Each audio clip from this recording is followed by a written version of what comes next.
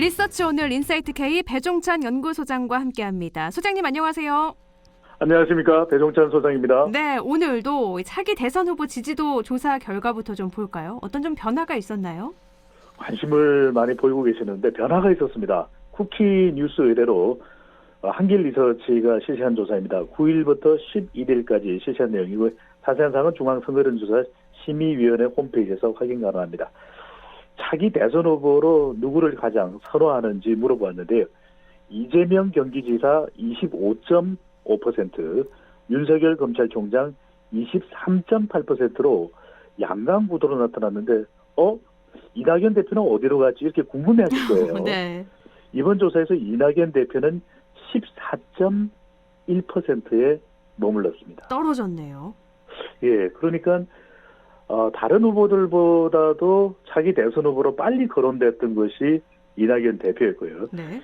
지난해 4월 총선 이후에는 아주 높은 지지율을 나타냈던 것이 이낙연 대표의 차기 대선 후보로서의 경쟁력이었는데 시간이 점차 지나면서 이번 조사 결과 14.1%로 나타났습니다.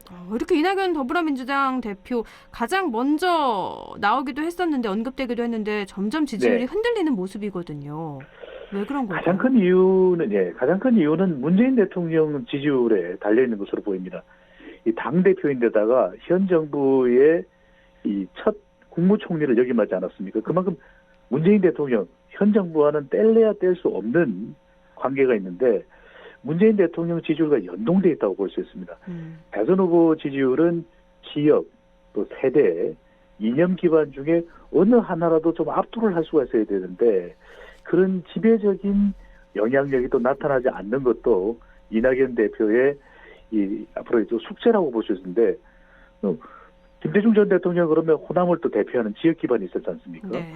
문재인 대통령에게는 40대 기반이 있고 노무현 전 대통령의 경우에는 진보층의 이념 기반이 있었는데 그만큼 이 확고한 이 기반이 압도적이지 않다라는 것, 또 절대적이지 않다라는 것도 영향을 주는 것으로 보이는데 첫 번째로는 앞서도 말씀드렸지만 중도층의 이탈입니다. 이낙연 대표의 이 중도층 확보가 미흡할 수밖에 없는 것이 이제 대통령과 연동돼 있다 보니까 중도층이 대통령 지지로부터 이탈되면서 이낙연 대표로도 동시에 이반되는 현상이 있고요. 하나 또 이슈 논란입니다.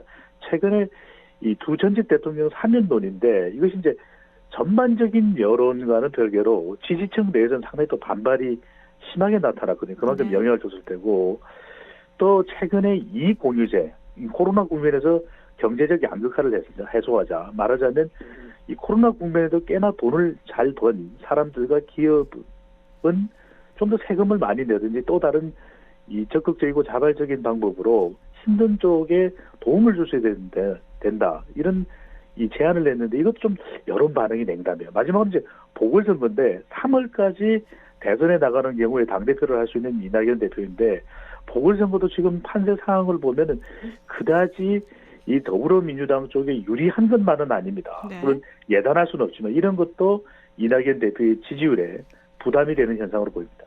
정리를 해보면 문재인 대통령의 국정 수행평가가 좀 낮아지고 민주당 지지도도 빠지고 중도층 이탈에 여기 또 사면론과 이익공유제 같이 이슈들도 나타나면서 점점 지지율이 흔들리고 있다라는 거잖아요. 네. 그런데 문제는 더불어민주당 대표인데 더불어민주당 지지층과 진보층에서도 이재명 경기지사가 이낙연 대표보다 더 견고한 지지율이 나왔다고요. 그러니까요.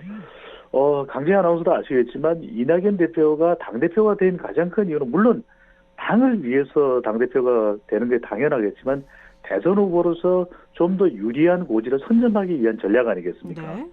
그만큼 또 친문 지지층에서는 이낙연 대표가 더 선호된다. 또 호남 대망론도 작동이 된다. 이런 분석이 일찍이 나왔었는데 근데 이번 조사 결과를 보면 더불어민주당 지지층에서도 이재명 지사가 더 앞서는 것으로 또 문재인 대통령 국정 운영 지지층에서도 이 지사가 이낙연 대표를 더 앞서는 결과로 나타났거든요. 네. 그리고 이념 성향별로도 진보층에서도 이재명 지사가 이 대표보다 더 앞서면서 과연 이 당대표가 된 효과가 있느냐 이런 물음표가 달릴 것으로 보입니다. 지금 결과를 봤을 때는 당대표가 돼서 얻은 게 뭘까라는 걸 한 번쯤 그러니까요. 생각하게 되긴 하네요. 네. 이번엔 서울시장 선거로도 가볼게요. 박영선 중소벤처기업부 장관 출마 선언할 걸로 90% 예상이 되고요. 또 나경원 전 네. 원내대표는 출마 선언을 했잖아요. 서울시장 보궐선거 판도 살펴보죠.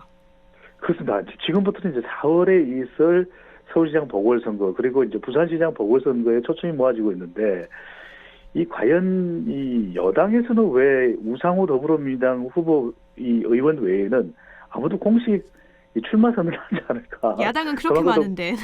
그러니까요. 네. 궁금해지는데 그만큼 이번 보궐선거가 또 중요하고 그런 만큼 또 신중한 것이 아닌가 이렇게 볼 수 있는데 먼저 판도부터 보겠습니다. 윈지코리아 컨설팅이 아시아 경제 예를 받아서 이달 2일과 3일 실시한 조사이고요. 자세한 사항은 중앙선거론조사 심의위원회 홈페이지에서 확인하겠습니다. 여당 쪽에서는 출마 선언 여부와는 상관없이 박영선 중소벤처기업부 장관이 18.5%로 가장 높은 지지를 받는 결과로 나타났고요. 이 박주민 의원이 9.6%, 이미 출마 선언을 한 우상호 의원이 8.5%. 이제 이 여권 쪽의 후보들만 모아서 실시된 그런 질문이 됩니다.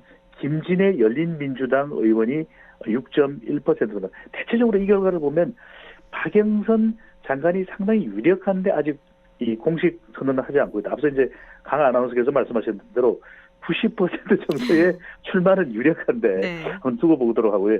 범야권에서는 보수 야권이라고 부르는 것이 더 정확하겠죠.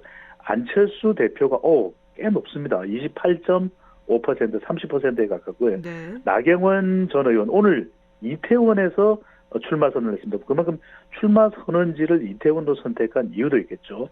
나경원 전 의원이 12.9%, 오세훈 전 시장이 12.6%, 조은희 서초구청장 역시 우리 대구 경북 동양 인물입니다. 네. 이 조은희 서초구청장이 7.1%, 금태섭 전 의원은 4.7%로 나타났습니다. 대체적으로 이것만 보면은 안철수 국민의당 대표가 상당히 유력해 보이는데 그럼에도 불구하고 보수 야권 측은 역시 아무래도 단일화가 제일 중요한 이 관건으로 보입니다. 그런데 단일화와 상관없이 지금 안철수 대표는 1위를 굳건하게 지키고 있잖아요. 네. 그래서 안철수 대표 입장에서는 물론 나중에는 단일화 논의가 필요하겠지만 네. 지금은 계속 앞서고 있는 상황에서 단일화 논의는 먼저 나서진 않을 것 같은 예상도 좀 드네요. 그렇죠. 얼마 전에 또 보면은 대구 동화사를 방문하지 않았습니까? 네. 많은 분들이 궁금한 것이 지금 광복 행보를 하고 있거든요. 특히 이제 이 김동길 연세대 명예교수, 이 김동길 교수 그러면 우리 안동 시민분들께서도 얼핏 알 것 같은데 누구지 했는데 이렇게 아마 제 목소리를 들으시면 기억이 날 겁니다. 이게 뭡니까? 바로 이제 이 분이신데. 지금 성대모사 하신 건가요? 네.